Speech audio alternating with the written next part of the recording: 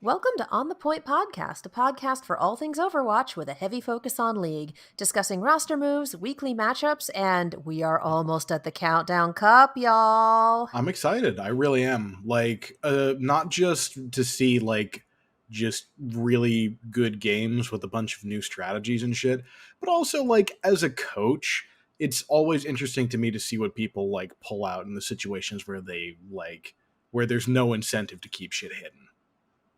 Yeah, and I feel like this is the first cup that we've had this season where it doesn't feel like, oh yeah, Shock's going to take it. Oh yeah, Shanghai's going to take it. Like, I feel like we have multiple contenders instead of just one big team in each region. That's the easy bet. That being And I'm said, excited. I do still favor Shock, and I'll get into why as we kind of move forward, but Oh, same. I'm still going to go with yeah. Shock and Shanghai, but I'm far more likely to be wrong than I was in, say, the May Melee.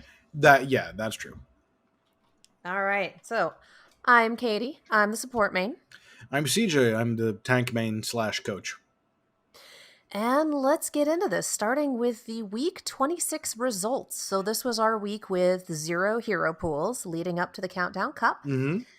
So we have Dallas Fuel versus Philadelphia Fusion, and Fusion taking that one. Yeah, Fusion taking 3-0. the 0-3 in their favor. LA Valiant going up against the Houston Outlaws, with Valiant claiming a narrow 3-2 victory. Seoul Dynasty takes on the Guangzhou Charge over an APAC, and Guangzhou goes ahead 3-1. London Spitfire take on the Hangzhou Spark, and ultimately the Spark lights the fire and defeats the Spitfire 3-0. NYXL takes on the Shanghai Dragons. The Dragons reign supreme 3-1, though I would say a decently competitive 3-1. Maybe not close, but competitive. Paris Eternal takes on Washington Justice. That's a 3-1 victory for the Paris Eternal. But that was neither close nor competitive. Yeah, the only map that was close was the was the first one, the one that the Washington Justice won. Yep. Yeah, next, Toronto Defiant took on the Vancouver Titans, and Toronto became the Kings in the North with a 3-2 victory. The Houston Outlaws took... All hail. The North remembers. Houston Outlaws takes on the San Francisco Shock, and San Francisco just positively memes on them 3-0. Dallas Fuel takes on the Atlanta Reign. Atlanta reigns supreme 3-1. LA Gladiators take on the Florida Mayhem, and Mayhem rules the day 3-1. Philadelphia Fusion takes on the LA Valiant, and the Valiant get manhandled 3-0. And our Countdown Cup play-in match, the Boston Uprising take on the Toronto Defiant, the Vancouver Titans. I was going to say, wait a minute. I wrote the right thing there this time. Yes, you did. Because I had to go back and fix Philadelphia Fuel. You did. This was on me. The Vancouver Titans, however, rise above Boston with a 3-0 victory. Decently competitive, however, Vancouver that little bit better in every match. And I appreciated the analysis of this match saying that Boston has a lot of talented players, which is very true, but they've also got a bad habit of getting into their own heads when things go wrong. So it might be just a mental boom issue, especially when you're the bottom seed for God knows how long. Yeah, I think the mental boom is a part of it. And I think the other thing is just the coaching staff, because I feel like a lot of the time I don't see Boston playing in a way that's beneficial to their strategy. Like if you go back to when they were playing the LA Valiant, because that was the last match I really watched in very close detail for them in the last couple of weeks, because I'm very busy. You don't say. Yeah, because I'm very busy. The difficulty on that end is if you look at the first point they play on Ilios when they're playing they're both playing a dive mirror, and the LA Valiant pretty much take control of the outside area of the map. And if you're Boston, they go and take control of the cage, the area that's on the opposite the lighthouse, the little like pagoda type thing with all the wooden slats on either side with the little mini health pack. So they go and take control of that. But the thing is, if you're playing dive, you want to take control of as much space as possible, because if you control a wider area of the map, you can set up in like a little wider like concave and collapse from a number of different angles, making it harder to stuff a threat and also to damage control and deal with an incoming threat. And Boston just opted in to hold that tiny area, which is great if you're playing like a bunker comp, but if you're playing a dive comp, that's really disadvantageous. Yeah, your dive comp needs to be able to move. That's the entire point of it. Yeah, exactly. You need space and you need to control chokes and you need to control high grounds and all that. And they just kind of gave it up, which, obviously I think that Boston's players are really, really talented and they have a lot of upside. But I think they're not well coached to really like work together in a way that's advantageous to the composition that they want to play. Which makes it rough to succeed as a team. You can have Mm-hmm. stellar players, you can have a good team fight or two, but if you're not able to put the performance together on the regular, what are you going to do? Lose. Well, okay. Yep. Yeah. Thank you for the answer to the rhetorical question. Yeah. I mean, it's not even a rhetorical question. It's just straight up, there is one factual answer to this, and it's lose. I kind of want to look at our 2 map 5s from this past week. I kind Yeah. of want to look at I almost said our green teams, and then I'm like, God damn it, Valiant. Yeah. I want to look at Valiant and Houston, and I want to look at Toronto and Vancouver. Yeah. It's one thing that, like, in the Valiant versus Houston game, it's kind of hard because one thing I do want to say, because I gave KSF a lot of grief the previous week, he did a lot better this week. Oh Yeah. my God, yes. Especially in the Outlaws match, he did pretty well. Yeah. And I mean, it's kind of hard to go, well, did he play an okay Genji against the Philly Fusion? Yeah. Because, yikes. Yeah. No, it's definitely hard to kind of gauge where people are at when they're in a situation that they're playing against a team that is very heavily favored to win for very good reason. But KSF played a bit better. I think, I don't think he has the pop off like and carry potential that KSP and Shax do, but I think he's getting there. I think he's slowly improving and getting more confident, being able to get more value, and the team is getting better at playing around him. Because the thing is, basically right now we have two comps that, depending on map, are really, really good, and that's the double shield, the Risa Sigma with the Ashe and the Genji. And then you have the dive comp of the Winston Zarya. And then depending on map, it changes. Like Genji pretty much stays, but it might be Sombra, or it might be Tracer, or it might be Ashe that's playing alongside it. And both of these comps, I think, are things you need to be good at going into the Countdown Cup, because we see like the NYXL playing a lot of it. We see playing a lot of the dive, and we see the Paris, the Philadelphia Fusion playing a lot of the dive. And so you need to be good at both of these compositions. You need to be able to play around your Genji in any way, shape, or form, because despite the Genji nerfs that have come through, I don't think they're playing on that in Overwatch League.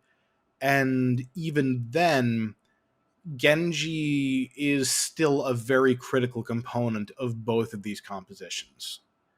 Yeah, to my So, understanding, the Genji nerfs, that patch will be in place, I think, after the Countdown Cup. I don't think they wanted yeah, I to believe switch so. right before the Cup.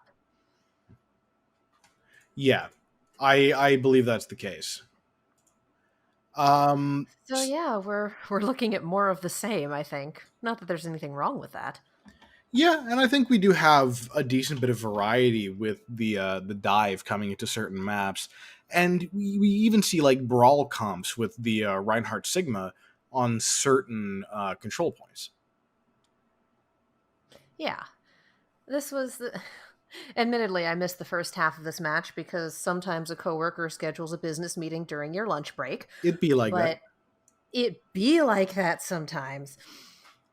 But this was a hell of a match to walk back into, and honestly, no idea who was going to win. It was down to the wire, to the very last fight of the very last round of the very last map. Yeah, absolutely. It was a very competitive map, which I not to be that guy because I know these are both your teams, but I think it says as much about the Valiant as it does the Outlaws.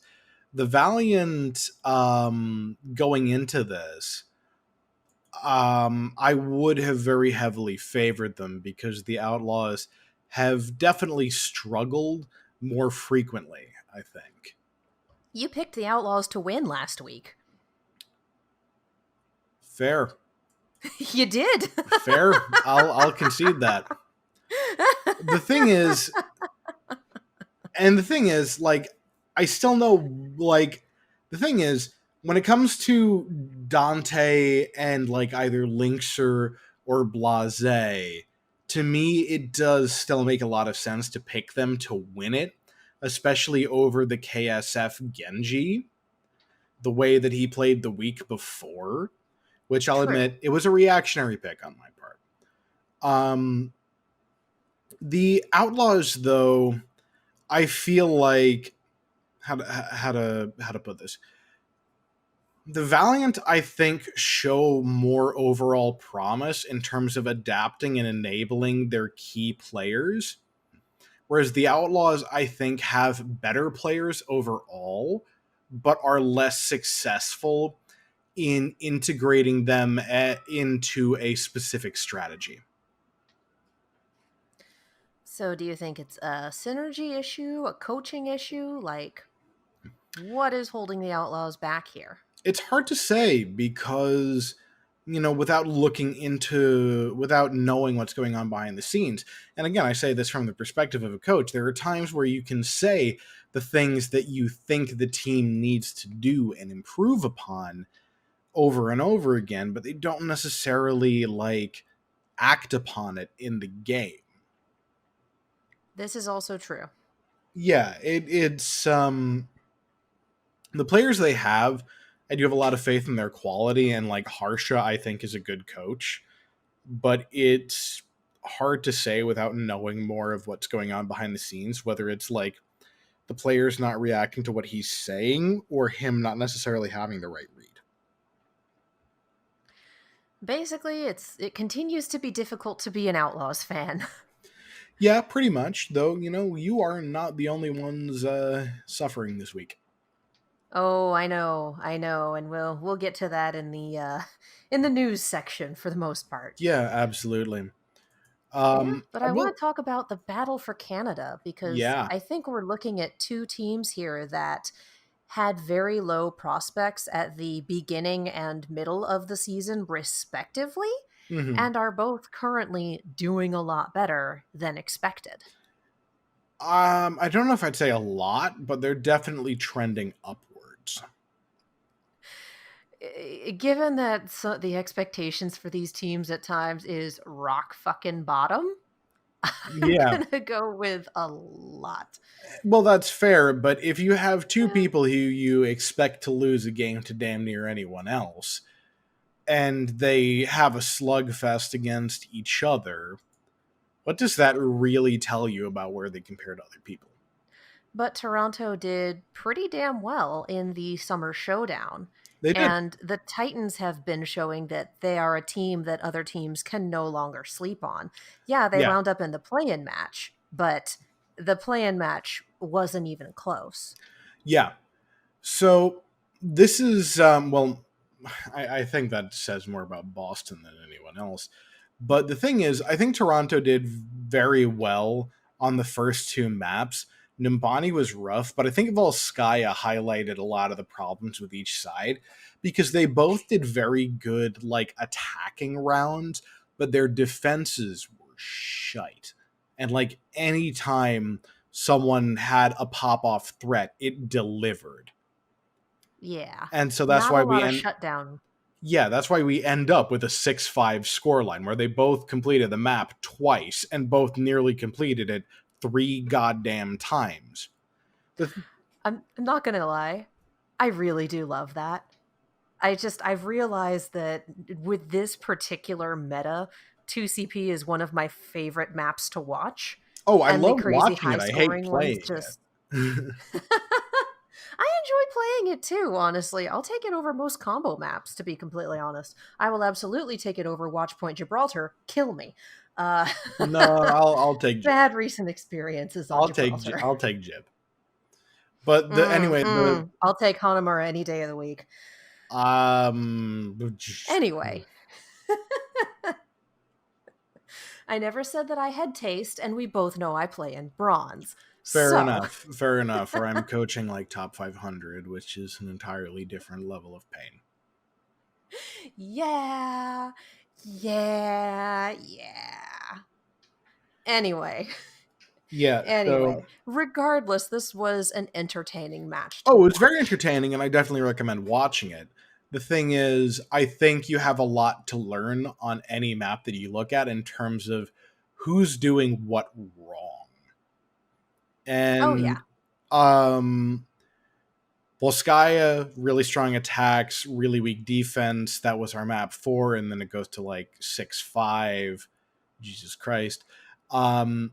But if you look at the map 5 of Toronto Defiant versus the Vancouver Titans, that wasn't as close. That was a 2-0 blowout, really, in favor of Yeah. the Toronto Defiant, where, the Titans had their moments, but I don't think I would necessarily say that they were really ahead at any point. Like, I don't think the Toronto Defiant were in favor of losing, and I think it might, a part of that might come down to the fact that the Toronto Defiant have a lot of veteran players. Like, all of their Yeah. players have been around since the early days of Overwatch, in some capacity or another. Like Agilities, Logics, Numlock, Nevix, Cruz. I forget Roki, but I think is him as well. Have all been around well before the Overwatch League existed. Roki as well, but not to the same extent as the others.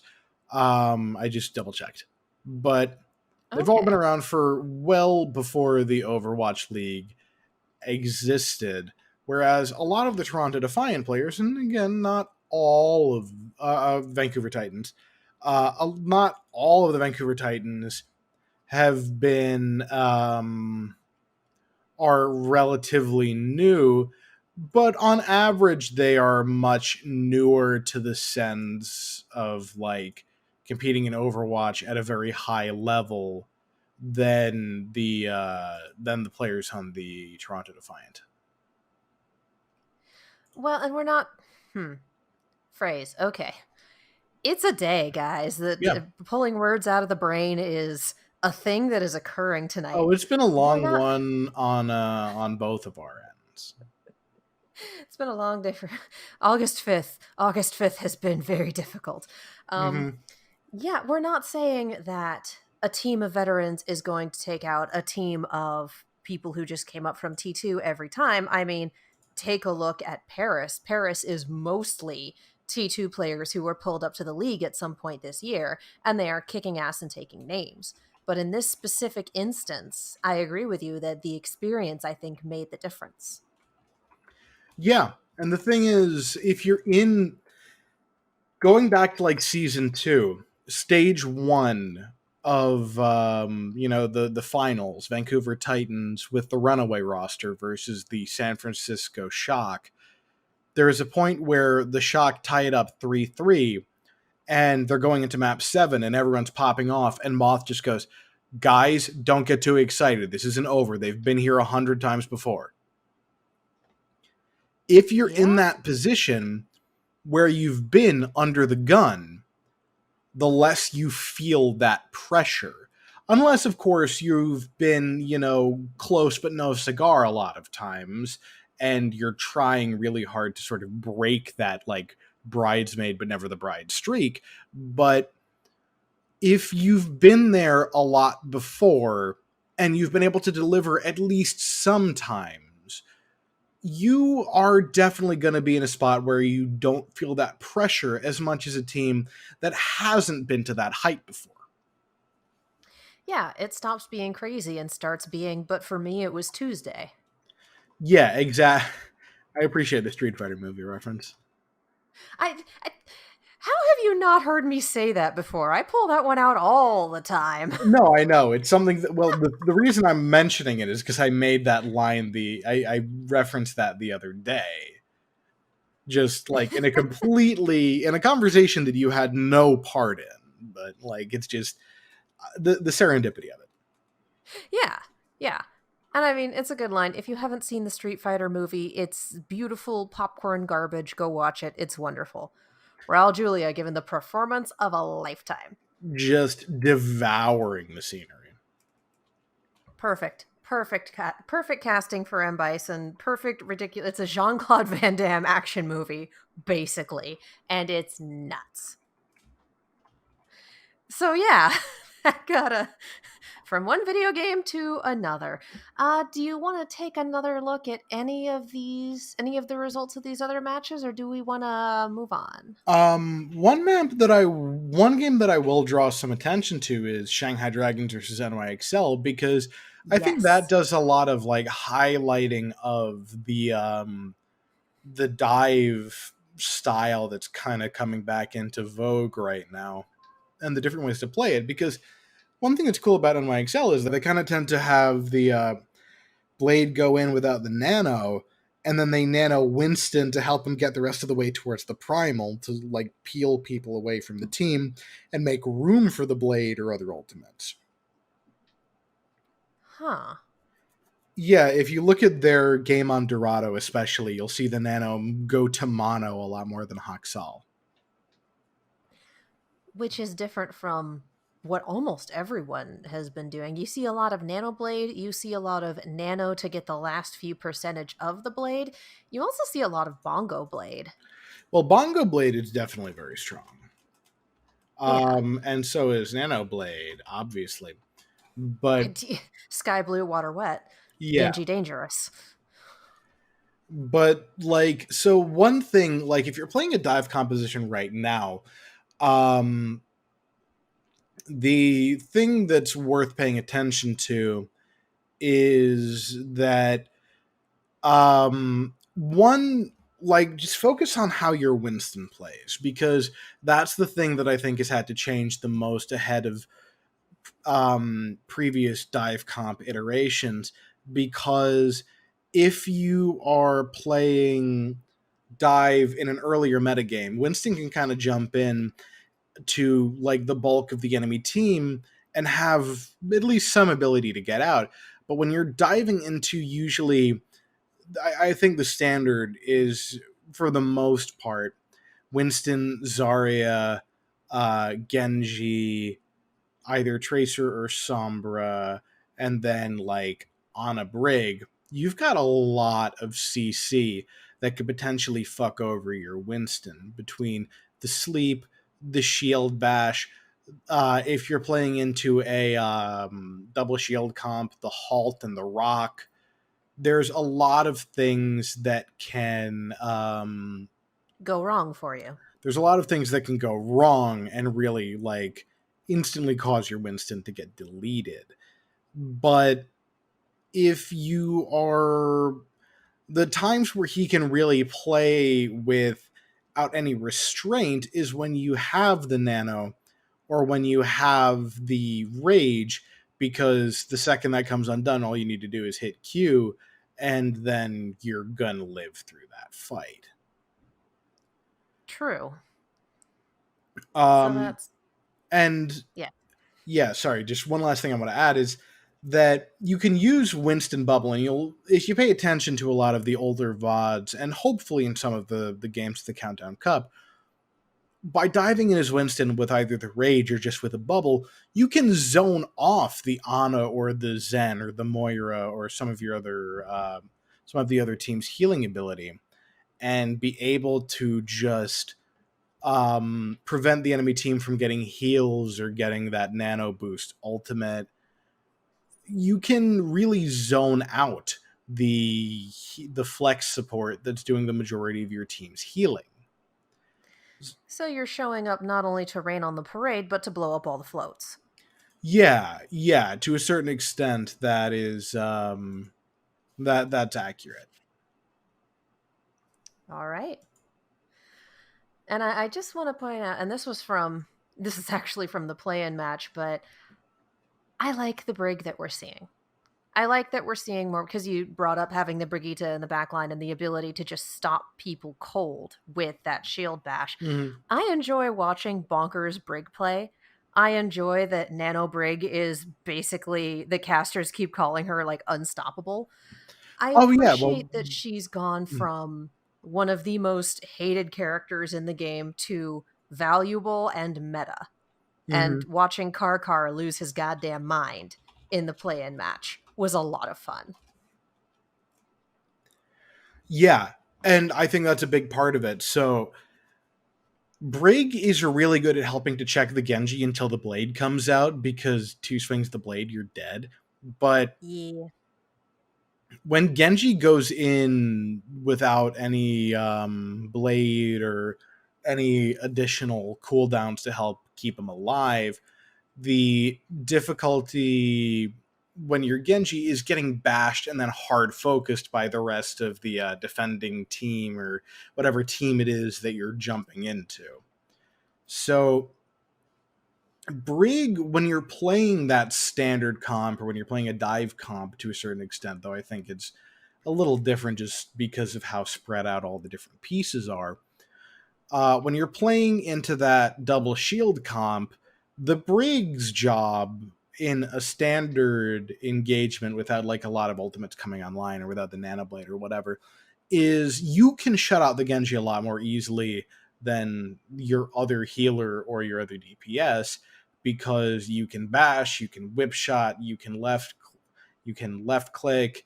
It requires less aim. It can with the bash bypass the deflect, and you can whip shot the Genji away. There's a lot of tools to mitigating the Genji's ability to do damage. Which, Brig is a paladin. Mm-hmm. Done. Lawful good, supports people, fully capable of murder, 100% paladin. Yeah. All right. Yeah, that's absolutely true. Brig is definitely a tanky support. I love it. I love it so much. Before we head into the news, let's talk a little bit about our sponsor. As always, this podcast is sponsored by Fred's BS, Breads and Spreads by Fred. Now, we've told you that he does those wonderful brown sugar buddies, which we all adore. He has also done maple brown sugar buddies, which we were fortunate enough to get our hands on, and oh my god, you guys. Oh my god. Summer is winding down in the Northern Hemisphere, and we are starting to get into fall. If you're in a place that has seasons, Los Angeles is not a place that has seasons, but if you're in a place that has seasons, these are the perfect cookie to dunk in your hot morning beverage of choice, your coffee, your tea, your hot chocolate. If it's still hot as blazes where you are, which it is in Los Angeles, they also make fantastic ice cream sandwiches. They are super good cookies. They're a bit of a spice cookie and a molasses cookie, and they're chewy and they're wonderful. And they also come in maple flavor now. There are maple brown sugar buddies, which are unbelievably good. And as of today, a couple hours before this recording, I Fred found has out about also... this like during this recording. Yeah. Fred has also created a brand new cookie, and Instagram refreshed itself, so I had to go back and find it. Big Chip Buddies. These cookies are huge. They're like, I want to say he said they were like 3.5 inches in diameter. They're something insane. They are very, very big. Yeah, 3.5 inches in diameter, 2 inches tall, approximately 6 ounces. They are called Big Chip Buddies, and they are giant, gooey chocolate chip and nut cookies. They are heckin' chonkers, and they look amazing. I mean, everything Fred puts out is pretty damn good, let's be real. But this is the kind of cookie where you see someone on a sitcom pull one out and you're like, where did you get that cookie? That can't be a real cookie. That has to be a made for TV cookie.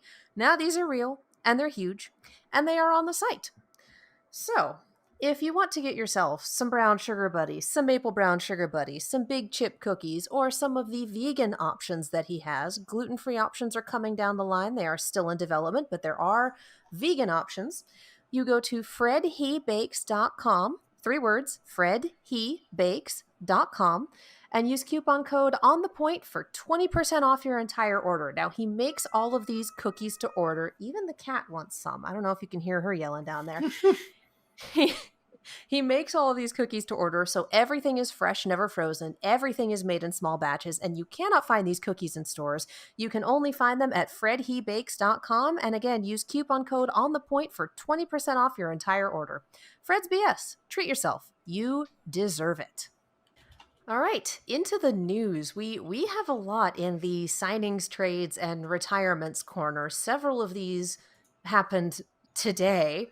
Dear God. Yeah. It's been a day. It's been a week. It's been an everything. So let's get into this. We'll go with I'll go in kind of chronological order. First off, Raucus from the Houston Outlaws and the championship USA World Cup team has retired from Overwatch and moved on to Valorant with FaZe Clan, which honestly, that kind of makes me happy to a certain extent. Not necessarily that we're losing him in the Overwatch scene, but FaZe Clan was the first team that he signed with in the US that was part of a proper org. So, like, if you look at the FaZe Clan team prior to the Overwatch League, half of them went to the Outlaws, half of them went to the Philly Fusion. Okay. Yeah, it was Fact Fiction, Spree, and Raucus went to the Outlaws, and then Shadowburn, Joe Meister, and Carpe went to the Fusion. So of all of them, the only one who's still in the game is Carpe. Yeah, Joe Meister. Well, he's still involved in the Overwatch scene. He's just playing for Harrison University. He's doing things on a collegiate level as a coach. Yeah, Spree has been released from the Outlaws, though he hasn't made any sort of official retirement statement. Shadowburn hasn't made any official retirement statement, but he hasn't played a game since in a professional capacity since almost a year ago. In 2 months it'll be a year. Yeah. Fact is now a coach. He's coaching for Slept On over in NA Contenders. That's true. And yeah, so there's a lot of them that are still involved in Overwatch in some capacity, but yeah, Carpe is the only one who's still like a pro Overwatch player. I'm gonna miss Raucus, not gonna lie. Best terror in the league, and also just kind of a good human. And also, don't forget the meme about Raucus. Thick. There are so many memes about Raucus. I had to sit down and go through my mental Rolodex. I mean, there are so many, but I think thick is like the prime one. And I would argue that best hair in the league is certainly a thing. Like it is, but I still think the fact that his ass has a gravitational pull is like the one that most people remember him for. Regardless, we are gonna miss the hell out of him. Yeah, he's a good guy. In general. Despite the fact that I'm memeing a bit, he's good people. He's a good player, despite, some of the positional issues that I've called out in the past. Mechanically, really, really talented. And I think like he definitely will do a great job with FaZe's Valorant team, and we wish him the best in his future endeavors as he moves on to hopefully bigger and better pastures for him personally. Indeed, we do. Happy trails, my dude. Yeah. Up next, Atlanta. picks up LR. I think it's like, I don't know if it's LR1S or Laris or something. Lauronis? It's I what? genuinely don't know how to pronounce it, because I was listening to that map where he actually got to play on mute because I was doing a bunch of stuff. But he's a Korean support player who previously played for Meta Athena, Go and Water S over in Korean Contenders, the Far East Society in Contenders Pacific, and most recently Third Impact over in NA Contenders, which is also where we get Tayo. A lot of people coming through Third Impact. Yeah, well, Third I think Impact we has had a talked lot about of this, really yeah. talented players. Yeah. Kalios, Onigod, Rob Dab, Carter, Tayo, I'm just going to say Laris, I Apply, think we who's now playing for Revival. There's a lot of really talented people who have come and gone through that roster. I think we actually went through the whole thing when we talked about the Tayo signing. Oh, So, we yep, absolutely did. I'm just recent saying, yeah. history. Yeah. Yeah. Yeah. Um, And Saucy as well, which is a great name. Let's be real. yes, Saucy, the saucy lad, Garrett Rowland from the United States, was part of relatively new to the Overwatch Pro scene, played for the Dogmen, which was Dogman, one of the contenders teams organized by Dogman, and then played for Second Wind for a bit before becoming a mainstay in Atlanta Academy for the better part of a year. Now, actually over a year. Now moving on to the main roster of Atlanta Reign. He's mostly a hit scan player. He can do Tracer, he can do Widowmaker, he can do McCree. He's got a very good Zarya. He's a good guy. Yeah, I feel a little bad that both of their debut map was in Atlanta was like, oh, we're going to beat Dallas, and then sub them in, and then Dallas just walked into that map and didn't break a sweat on that one. That's Yeah, rough. but That's rough.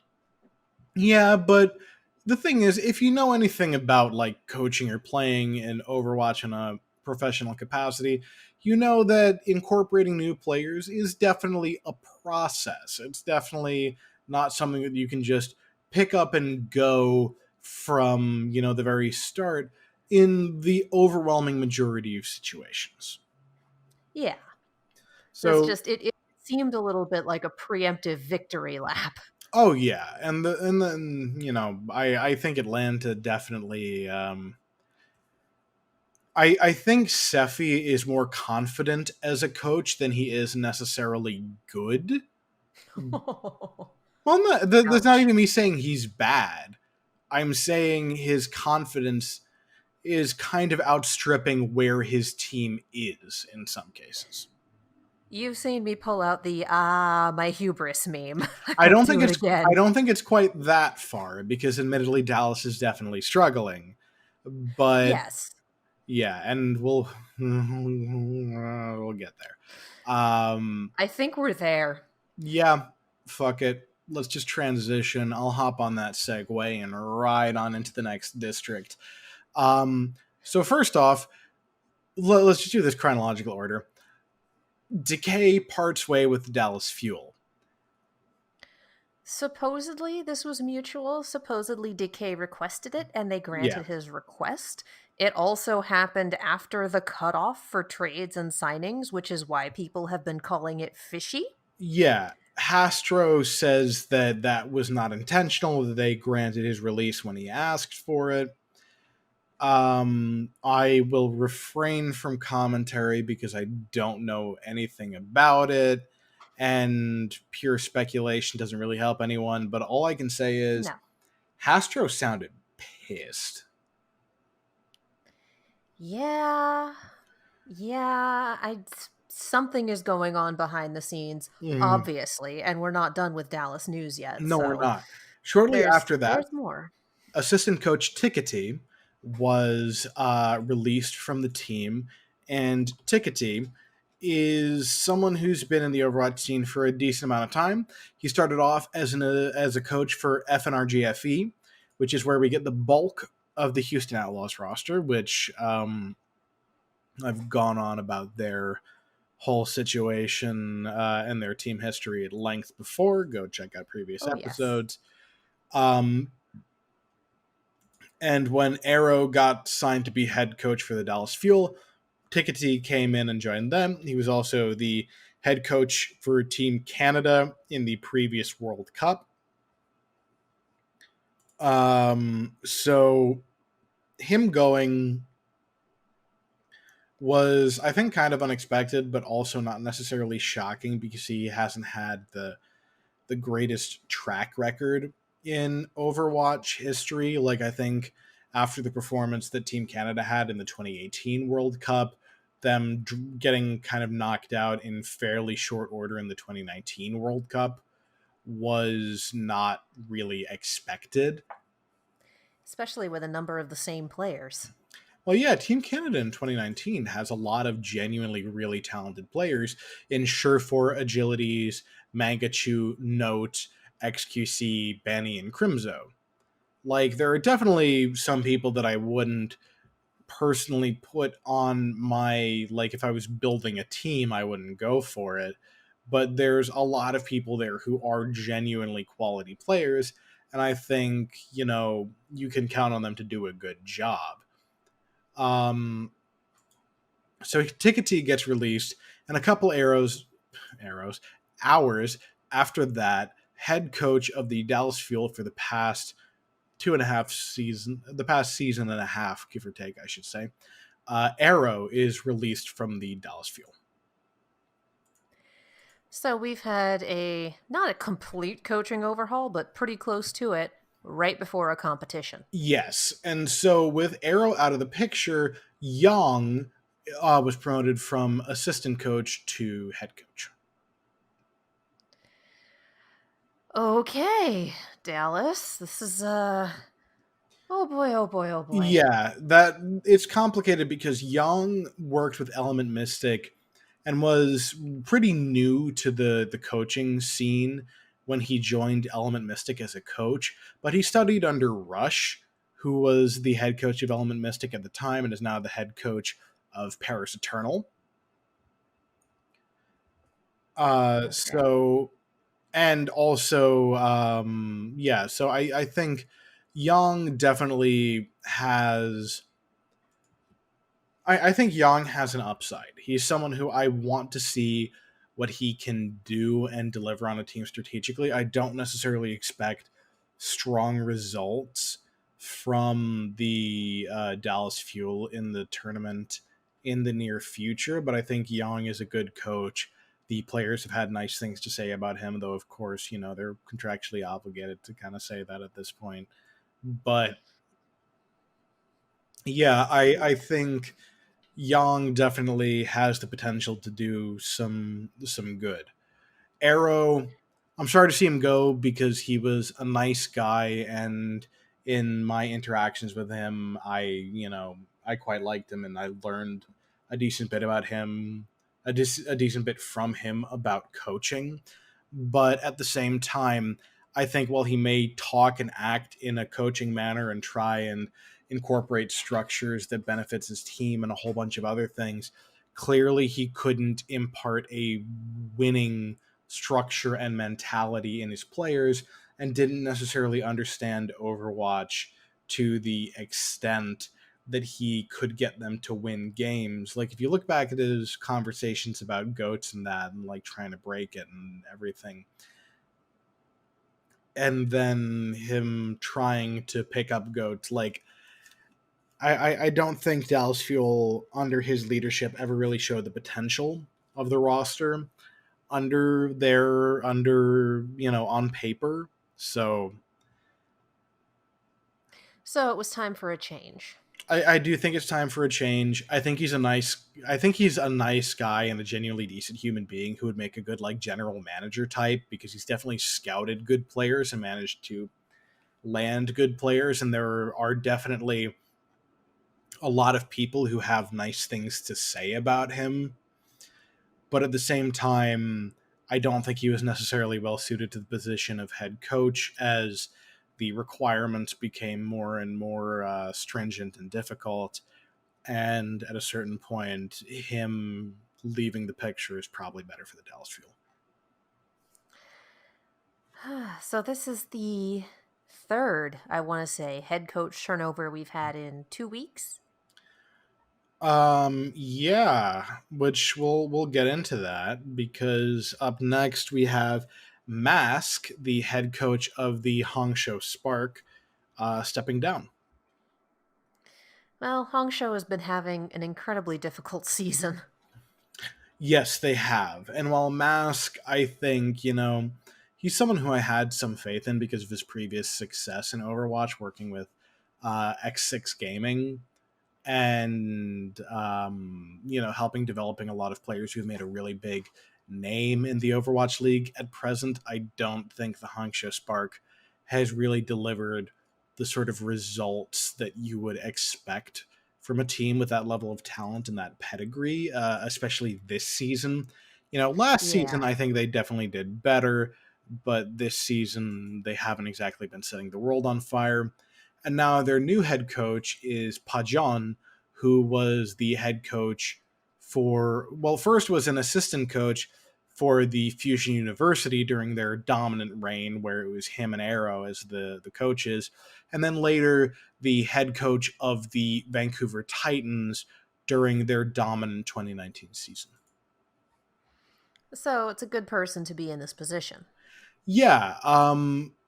Obviously, I don't necessarily know who did what behind the scenes, and I know that there was some friction between, the Vancouver Titans roster of the time and him, but clearly he he understood the meta enough to sort of help the team in those areas.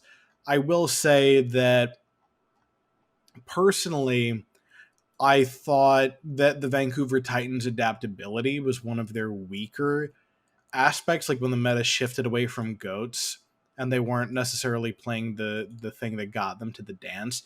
They didn't look as good. But at the same time, he had a lot of experience. He's done well in a bunch of different metas with different teams. He's got the pedigree that it's definitely worth seeing what he can do. Well, if you're a Spark fan, there's really nowhere to go but up at this point. It's Yeah, it's hard to be a Houston fan, it's hard to be a Dallas fan, it's hard to be a Hangzhou fan. it's hard to be a fan of a lot of teams right now. And going back to the Dallas side of things, this one was a real emotional roller coaster for me personally. Um, Harry Hook has been released from the Dallas Fuel for unprofessional conduct. And if you look into the Reddit thread and Twitter threads around this and see the Discord screenshots and all of that, it's for some very toxic and misogynistic behavior around particularly women that he's had. I don't want to say relationships, but women he's had like sexual relationships with, and his view of them. And it's. Ugh. I honestly, I nearly did the full on anime drop my drink thing when I saw this in the notes for tonight. Yeah, because Because I've been holy following this all shit. day. Oh, it's, yeah.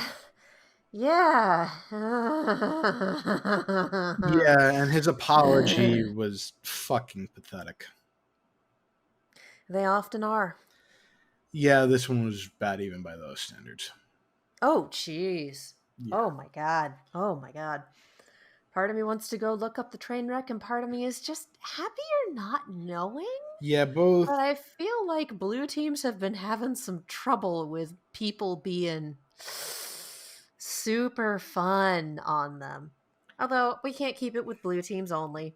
Violet decided to show his ass last week too. It's true. But yeah, so he's gone, and frankly, I think it's for the best for a whole bunch of reasons, both for the reputation of the team and for the fact that that conduct is not okay in any way, shape, or form. And just the fact that, like, this was really frustrating for me personally to like read and see all this unfold, because I was a really big fan of Envious back in the pre-Overwatch League days, and Harry Hook was the last remaining sort of vestige of that team playing as a pro. And yeah, he'd been perma-benched, but I always thought he still kind of had things to offer on a player level. But it just sucks when you see people who were like a big part of you growing to love and appreciate something um turning out to be kind of shitty. They say never meet your heroes, but social media has kind of precluded a lot of Yeah, that. here's the thing though. I've met a lot of my heroes in person. I had the pleasure of working with a lot of them, being that I'm, work in the TV business and live in LA and go to shit that people are, that famous people are involved with a lot of the time. I grew up watching Mythbusters, and I shit you not, working in TV and getting to meet Adam Savage at the right place at the right time. He literally comforted me after I got the news that the dog that I'd had since I was 9 died. I got to meet, a bunch of really famous people in really great circumstances, and they have done really well by me in a lot of circumstances. So I don't necessarily believe the talk of like, don't meet your heroes or whatever, but it's still always disappointing when someone who played that sort of role in you coming to like or appreciate something really lets you down. Yeah, yeah. And I mean, I meant it more in terms of not everyone is who they project themselves to be on stage. The stage persona and the actual person are not always the same thing. And I mean, you know that, but Yeah, no, listeners, so you know. yeah, no, like I understand where you're coming from, but it's one of those things that I don't necessarily believe in the like full skepticism approach, because there have definitely been some people who have lived up to that and more. But Oh, yeah. at the same time, there are definitely a lot of people who are not who they seem to be or who you want them to be or whatever. It just always feels like a betrayal when someone that you looked up to or someone that Yeah. was formative to you winds up being rotten. Yeah, and that was very much my, feeling on this. It's just, Envious was a big part of me coming to really enjoy Overwatch. And last person on that OG lineup to go goes in very ignominious fashion. Yeah. Yeah, it's never fun. No, it's It's not. never fun. Yes. You're better at segues than I am. Well, yeah, anyway, speaking of ignominious I'm not sure fashion, there is a good one after that, honestly. yeah, speaking of ignominious fashion, you know what's ignominious and kind of shitty in terms of just the experience that I'm having it right now? Not the Dallas Fuel, summer. Summer. It's fucking hot. I'm sweating my ass off at all fucking times. I'm having to change my shirt like twice a day. Fuck summer. But you know what about summer has some promise and that I can get behind? The Summer Games event in Overwatch and the skins that come from it. How's that fucking segue?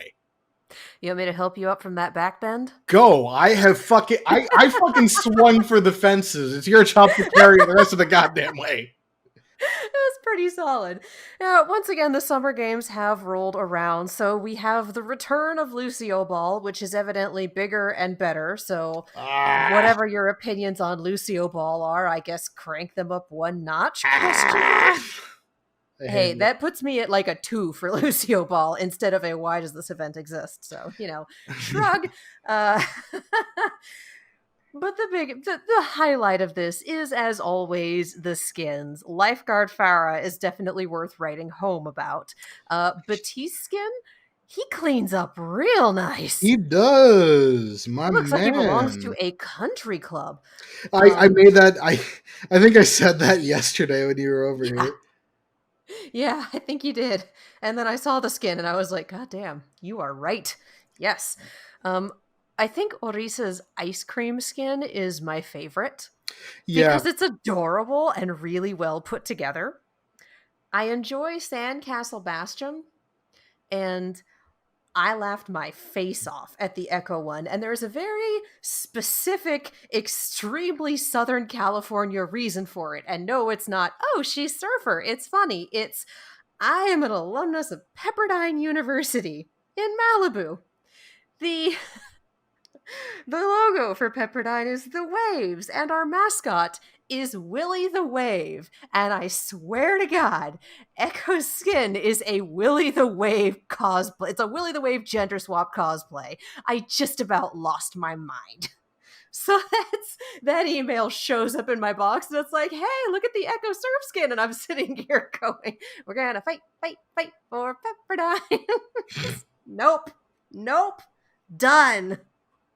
So I find that one utterly amusing, and I will not be purchasing it with any of my real or fake dollars because what the fuck?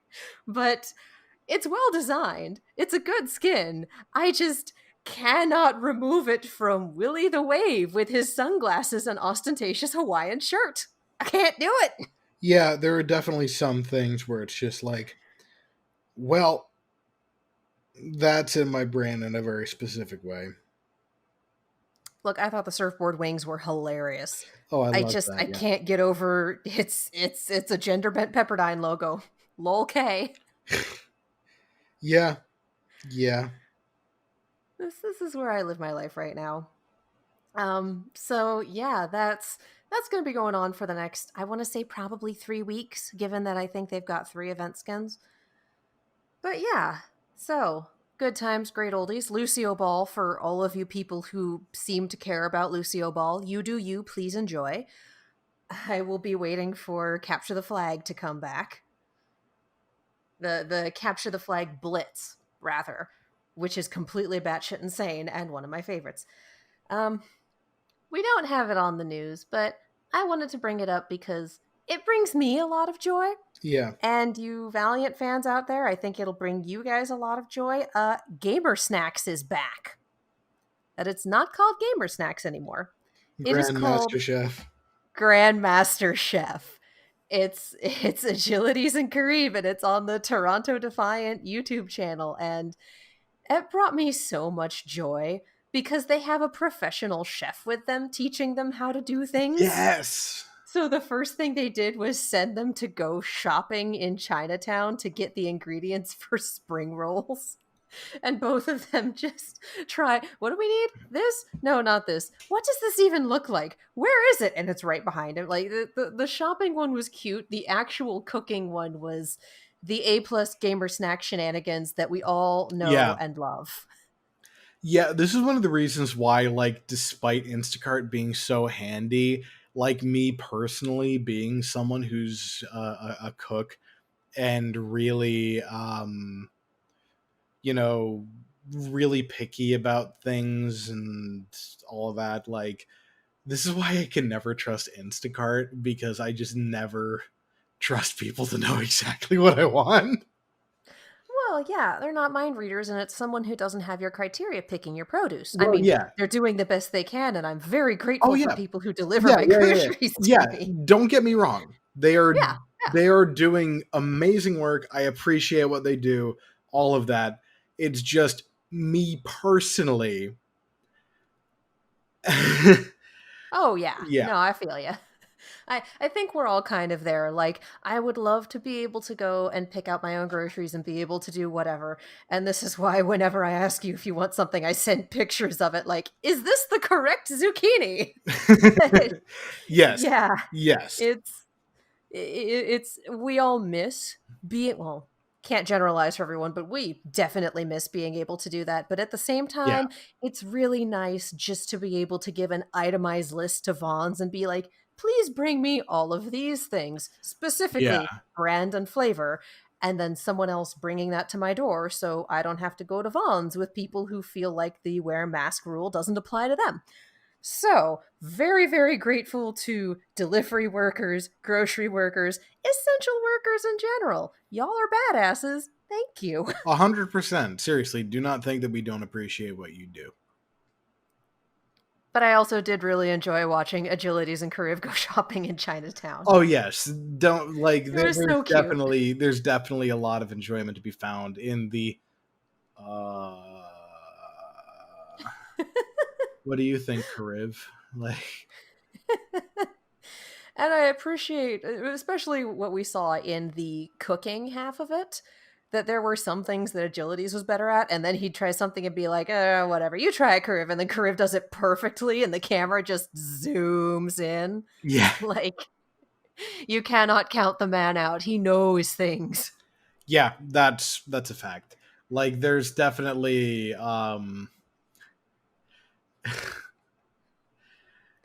I It's a really weird, do. bizarre friendship, but Yeah, it's it fun. is.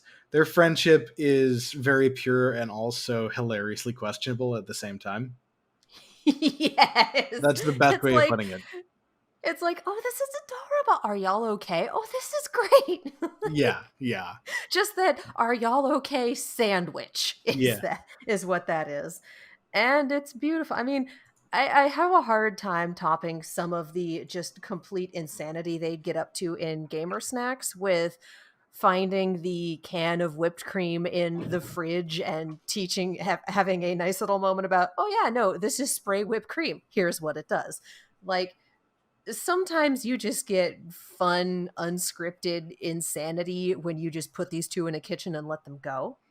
That yeah, said, I really do appreciate the guidance of a professional chef and the fact that this guy is obviously experienced on camera, obviously experienced in the kitchen. Like, he just elevates the whole show. yeah. And that's something that I definitely appreciate. Like, especially when you have people doing shit that they're not necessarily like knowledgeable about. I really like having the expert perspective to both try and guide them in the right direction and also go like, oh god, no. Like, You just liked watching him correct Agility's knife work. well, here's the I don't. The thing is, that's a conversation I've had so many times that it's kind of lost. It's entertainment value to me, just because like anytime I'm trying to teach someone how to cook or something, like the sort of like three finger like claw thing is something I've had to show people over and over and over again in terms of like how to get a fine cut and not cut yourself, and like I and how to hold the knife and how to position it and angle it and all this other shit. Like, it's not even that I find that funny anymore. It's just I like the dynamic of expert and noob. Oh, I was going for it. We've talked about gamer snacks before, and you've had comments on Agility's knife work. So Well, that's yeah. yeah, that's what I was going for. Well, yeah, It's that just well that's like, the thing that I have with everyone. It's that if you that's the thing that I have with even like cooking channels that I really like what they do in a on a culinary level instead of just an entertainment level. Um it's just like, yeah, the a lot of people don't know how to do knife work properly. That's something that I feel strongly about because one can affect the quality of your food, and two can very much affect, the quality of your life yes, if things go wrong. affect the quality of your non-dominant hand. Yeah, I feel you watch You Suck at Cooking, yeah? Yes. Yes. Then again, I appreciate that his knife work is a meme. For those of you who cannot get enough of comedy cooking shows, You Suck at Cooking is goddamn amazing, and everyone should watch it. Yes. And also, that twice baked potato recipe is fire. Uh, anyway, well, we're back in the neighborhood of things that make me happy. How are you doing? I'm doing good. You're here. All right. All right. Well, As long as we're still riding that high, let's move into the Countdown Cup predictions. Yeah, And let's I get into think, it. as usual, the best thing to do for us is to predict the outcomes of the matches that we have scheduled. And instead of trying to build a whole ass bracket right now, just predict who we think the winner overall Yeah, in each is going to be. especially because we don't know who's going to pick who after the initial elimination round. And it kills me that that can be the bracket buster, Yeah, is that you never know for that. Like that, I get one of the few ways in which I prefer March Madness is that, okay, there's no randomness with the brackets. They're all laid out. Let's go. Like, that adds a level of randomness where I just look at the brackets and go, yeah, but that I could just guess wrong based on someone deciding they want to have a rematch instead of an easy game. And there yeah, goes my whole ass bracket. I'm picky. yeah. No, I get you, and I agree with that. So let's get into it though. First up, we're going to have the Vancouver Titans versus the Atlanta Reign. Atlanta. I'm thinking Atlanta. Yeah, I think Vancouver's going to put up a hell of a fight, Yeah, but I do think Atlanta can pull this one out. agreed. After that, we have Houston Outlaws versus the Valiant, and I'm going the Valiant.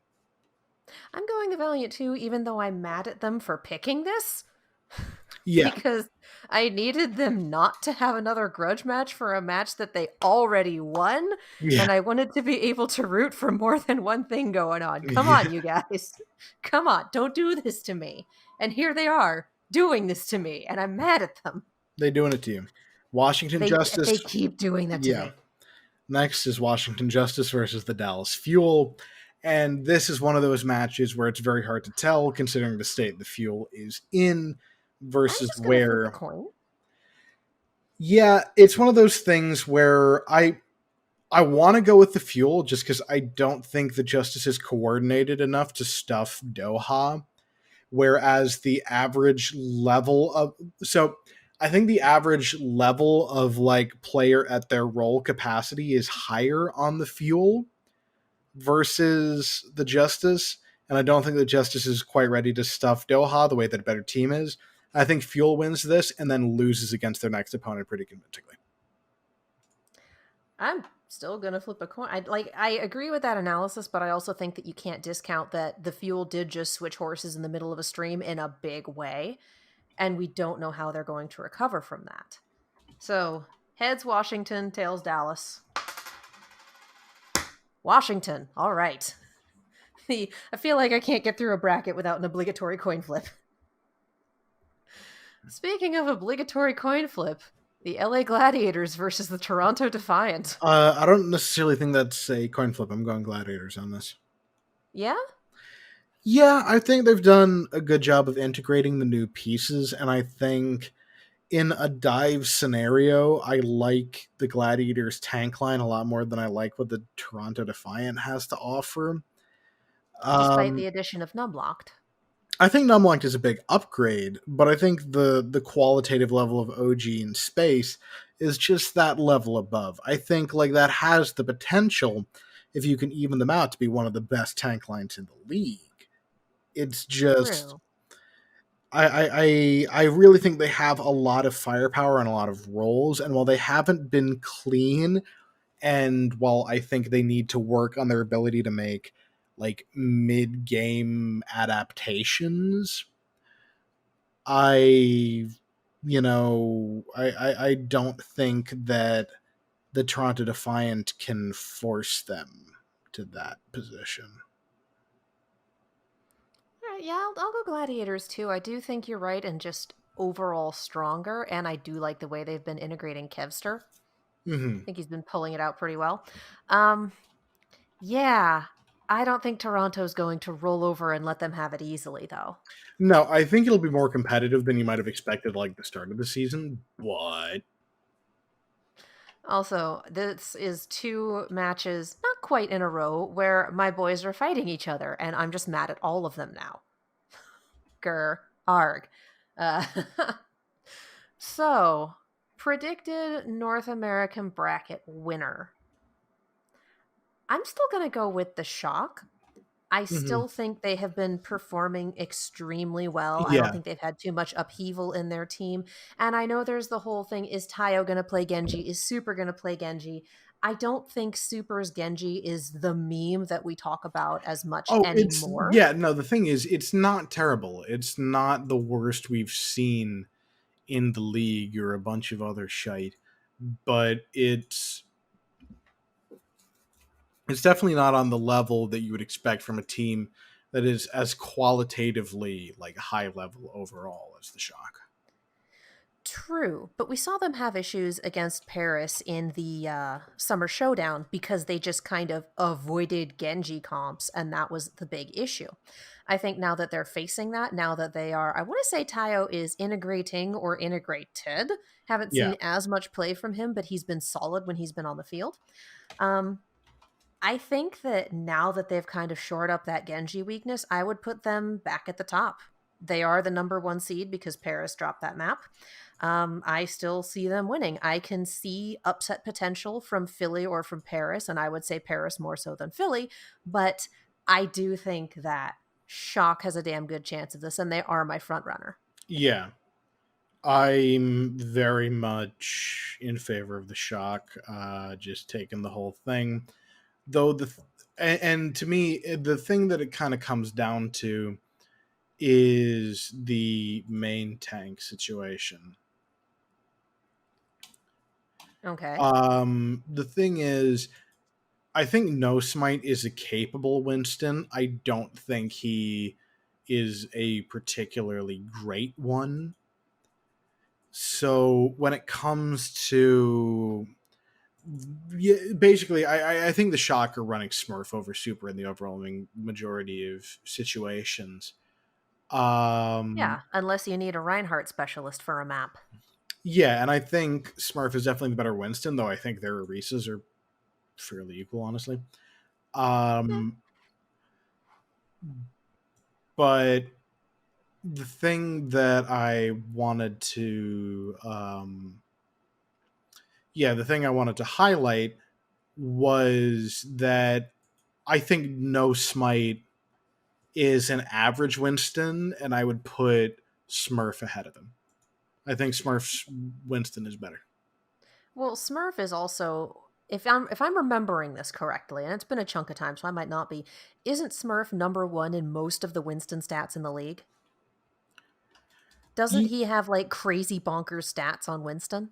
I don't remember off the top of my head, but like part of me wants to say that when your team is as coordinated as the Shock and their general ability to follow up is as good as the Shock, stats can be kind of misleading. It's like how if you have a main This is tank also true. on a bottom tier team, they if you have a main tank on a bottom tier team, they can play really well but still statistically look like shite if they're hurt. If your team doesn't perform around you, the main tank stat is going to suffer. If your team performs around you really, really well, then there's a lot of upside to you that there might not necessarily be otherwise. So I don't want to say that Smurf is the best in the league. I definitely think there are people better than him, but personally, I would rate him more highly than No Smite just because I think No Smite is a very passive tank.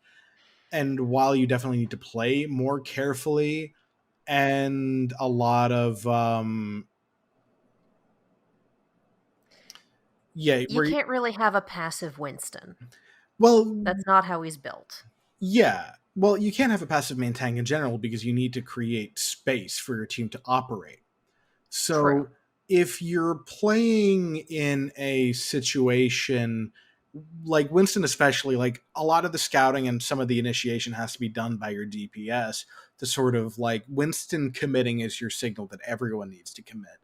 But DPS harrying people is kind of the start of that chain of events in a lot of comps. So I don't know. It's in my mind, if you have a very passive Winston that isn't going to commit, in certain situations you're going to suffer, and I think he's too careful. Okay. Yeah, and it's either which way. It's going to be nuts. And I will be, if they meet, it will, if San Francisco and Paris meet, it'll be in the finals.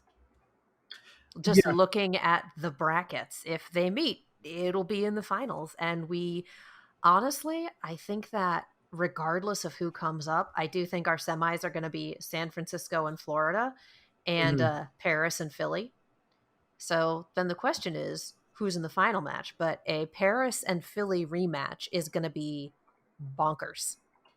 Oh yeah, no, they've got some shit to prove, and I think they're definitely preparing for each other. Like I think all the top three teams NA are really putting in a lot of effort to making sure they're ready to deal with the other three. Or Yeah. the other two, I Sunday should is say. going. Well, these are all going to be good days of Overwatch, but Oh Sunday yeah. in particular, I am expecting to be just bananas. Yeah, I'm thinking that's going to be kind of a pop off situation just from everyone. Like, that's where we're going to see them at their best. The rematch from the Summer Showdown finals. Yeah.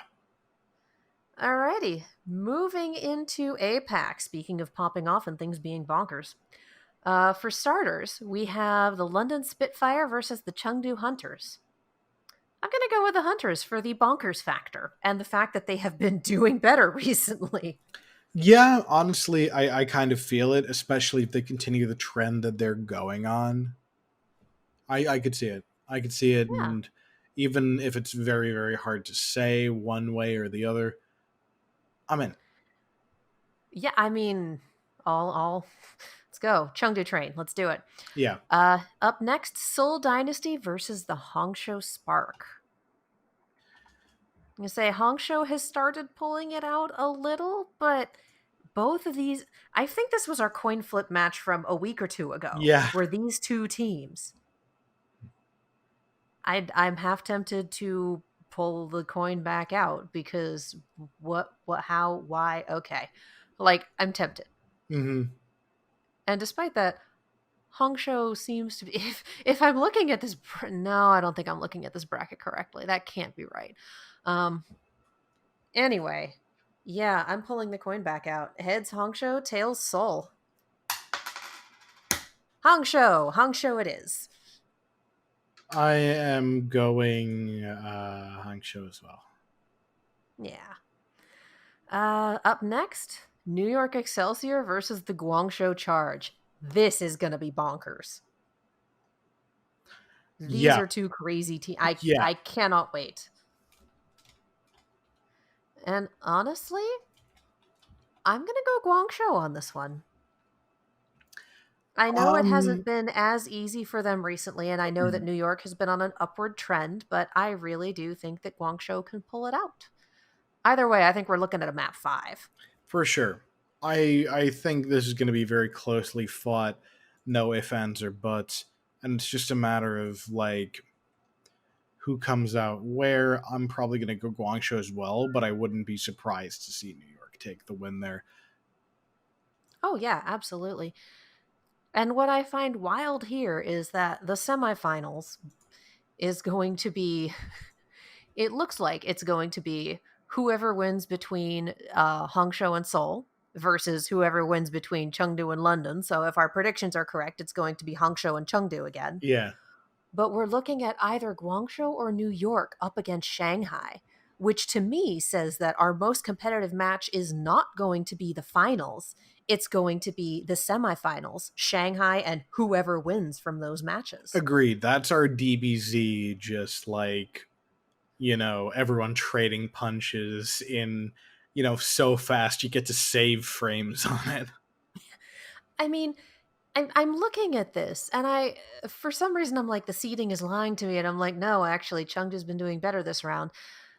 Because if the bracket is correct, Shanghai is first seed, yeah. Chengdu is second, Hangzhou is third, Guangzhou is fourth, New York is fifth, and then London and Seoul are sixth and seventh, respectively. Mm-hmm. Which I think is how we got to this bracket. And I think it's also kind of the same reason that the Vancouver Titans were fourth seed in the Summer Showdown in NA, because things get a little screwy depending on your schedule. For sure. Because Schedule that's may. why I had this moment of, there's no way that Hongshou is third seed. What the hell is happening? Mm, But yeah, it's this is how we wind up with presumably the most competitive match being in the semifinals here. yeah, and it's definitely, in any tournament, there are times where you'll see that happen. Yeah. So this is gonna be just gonna be crazy. It's just gonna be crazy. Mm-hmm. And I'm excited. Yes, hard same. It's gonna be a wild weekend for Overwatch, and I am here for it. And then presumably another 2-week break, which I'm not necessarily here for, but the teams need their rest, and I will support that. Yeah. Yeah. I'm excited to see some good games. One way or the other, that's all I'm really focusing on. Yeah, absolutely. It will be super fun. So, of course, we're looking at predicted APAC winner, and given that we've both said that the crazy match is going to be in the semifinals, I'm going with Shanghai again. I might go Guangzhou. Nice. Nice. I can see it. Either way, it's going to be fun. For sure. Although I will say the thing that I will give Shanghai is if Dive, this basically the thing that we're going to see, especially in APAC, is the competition between Dive and the Double Shield. And if we'll see which ends up being stronger. If Dive ends up being stronger, Shanghai wins. Because I really do think they have the best Winston in the world in Fearless. Yeah. Yeah. So we'll see. It's again, it all depends on the meta. But that's also what happened in the summer showdown. Yeah. That was when Genji meta blew the hell up and blew people's brackets the hell up too, which was Yeah. pretty great. All right. Well, that's all we have for this evening. Going into the Countdown Cup should be fun. Did we miss anything? I don't think so. Do Let's we want let's to do check the Reddit. Yeah. traditional? Yep, the traditional Reddit check. Just to make sure that something insane hasn't gone like I feel like the only time something crazy has gone down was when we were talking about Defran Yeah. retiring, and then he came back and said "lol JK." So this was before season 2. God, was that season 2? Season 2 started. We were talking about it, and then in the middle of recording that podcast, Reddit updated with, he's kidding. He's not actually not gonna play. He's gonna play. And we all went, what? So the traditional Reddit check. How we looking?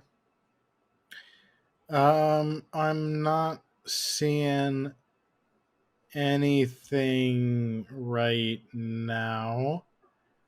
Um, Well, I think we can probably call that then, and then assume that I'm something will happen the tomorrow yeah now that the we've recorded. the only thing I'm seeing is a picture that Dante has as his new Twitter profile of Squidward in the Krabby Patty vault.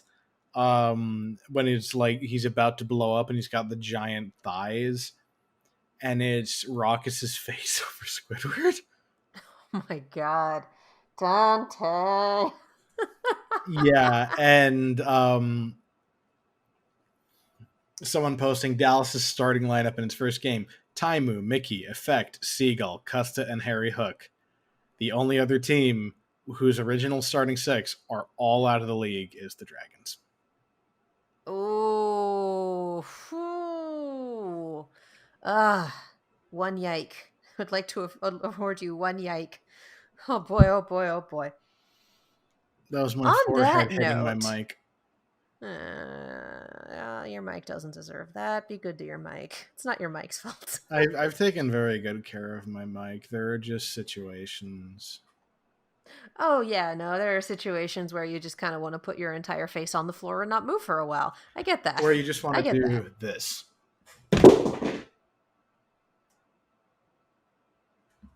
So I think I'm going to need to finish this episode alone. I'm fine. You okay there? I'm fine. I know. did a I know. dumb thing and my phone fell out of my pocket at the same time, so it made it sound worse than it was. Hey, I was willing to commit to the bit with you, man. I know. I was I know. ready. Anyway, I'm Katie. You can follow me all over the social medias as well as on YouTube and Twitch at Kiaxet. That is Kiaxet. I'm CJ. You can find me on Twitter at _rage_nerd, and also follow Decima Overwatch on Twitter. That is the team that I coach for. Hopefully, we'll be having some new tournament situations in the next few, the near future. So follow that, check us out, and support us in the next few tournaments we play. Support T3. T3? T3. T3. T3. Hell yeah. Support T3. And you can also support this podcast by going to fredhebakes.com and using coupon code ONTHEPOINT for 20% off your entire order. Get you some cookies. Seriously, they are some good stuff. Try those brand new, huge chocolate chip nut cookies. They look amazing. Seriously, guys, treat yourselves. And as always, we end with the important stuff. Stay inside. Stay inside if you are able. Wear a mask if you step foot outside your door. I don't care if it's going to get the mail or walk your dog or whatever you're doing. Wear a mask. Social distance. Support your essential workers. Thank you, essential workers, for continuing to do essential work. Y'all are fucking lifesavers. Black lives matter. Black trans lives matter. Black LGBTQIA lives matter. Black lives matter. Protest if you are able. Support your protesters. And support Black Lives Matter, the organization, and other organizations that are helping the cause. Arrest the cops who murdered Breonna Taylor.